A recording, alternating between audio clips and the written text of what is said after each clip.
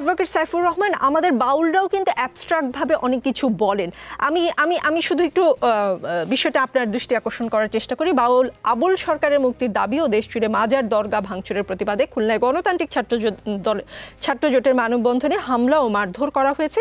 প্রত্যক্ষদর্শীদের ভাষ্য, বেলা 3:30টার দিকে গণতান্ত্রিক ছাত্র জোট মানববন্ধনের ঘোষণা দেয়। একই সময়ে ও একই স্থানে ধর্ম অবমাননার অভিযোগ তুলে ছাত্র জনতার ব্যানারে পাল্টা বিক্ষোভের ঘোষণা দেয়া আরেক দল উপস্থিত হয়। ছাত্র ইউনিয়নের জেলা কমিটির সাধারণ সম্পাদক সজীব খান বলেন, পুলিশ উপস্থিত থাকলেও 5টার দিকে আমাদের উপর পরিকল্পিতভাবে হামলা চালানো হয়। ছাত্র জনতার নামে যারা এসেছিল তারা আপ বাংলাদেশ ও শিবিরের কর্মী বলে তারা অভিযোগ করেছেন। বাউল আবুল সরকারের মুক্তির দাবি করলে শিবিরের আসলে আপত্তির জায়গাটা কোথায়? দেখুন, এই স্পর্শকাতর বিষয়ে এখন পরিকল্পিতভাবে কিছু লোকের আমাদের নির্বাচনী পরিবেশ ভায়োলেট করার জন্য রাস্তায় নামিয়ে দেওয়া হয়েছে। এবং বাবুল সরকার যে কথাগুলো বলেছেন, তিনি সূরা নাসকে এই আল্লাহ নাচতে নাচতে বলেছেন এবং তিনি আরও কতগুলো কথা আপত্তিকর এমনভাবে বলেছেন, আসলে এটা একটু শাস্তিযোগ্য অপরাধ। এবং বাংলাদেশের গণতান্ত্রিক যে পরিবেশ, নির্বাচনের যে পরিবেশ, সেটাকে কিন্তু নষ্ট করার একটি প্রক্রিয়া। কিন্তু যারা এখানে হামলা হয়েছে বা নির্যাতন চালিয়েছে, প্রত্যেকের বক্তব্য রাখার অধিকার আছে। কিন্তু আমাদের দেশে তো সেই সংস্কৃতি চালু হয় নাই।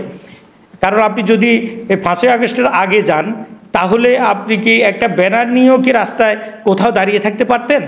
সেখানে তো ব্যাপকভাবে নির্যাতন করেছে, একটা লোক ধর্মের অবমাননা করেছে, পুরো আল্লাহর সাথে এই শিরকি কথাবার্তা সে পরিষ্কারভাবে বলেছেন।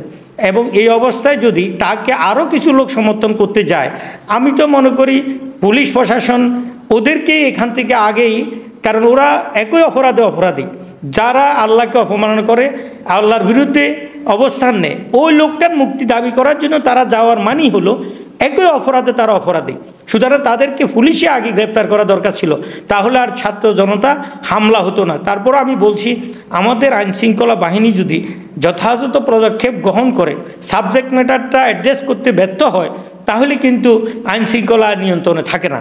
তো আমি যে কোনো প্রক্রিয়ায়, যে কোনো গণতান্ত্রিক আন্দোলনে হামলা করা এগুলোর বিরোধী।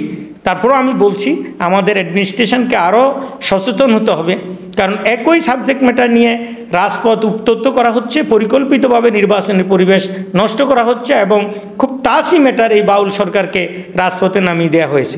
তো আমি আশা করছি আমাদের সরকার এবং বিশেষ করে পুলিশ প্রশাসন আরও সচেতন হবেন এবং আইনকে নিজস্ব গতিতে চলতে দিতে হবে এবং প্রত্যেকে তার মত প্রকাশ করার অধিকার আছে। আমাদের সাংবিধানিক এই অধিকারের প্রতি সকলেরই শ্রদ্ধা জানানো উচিত।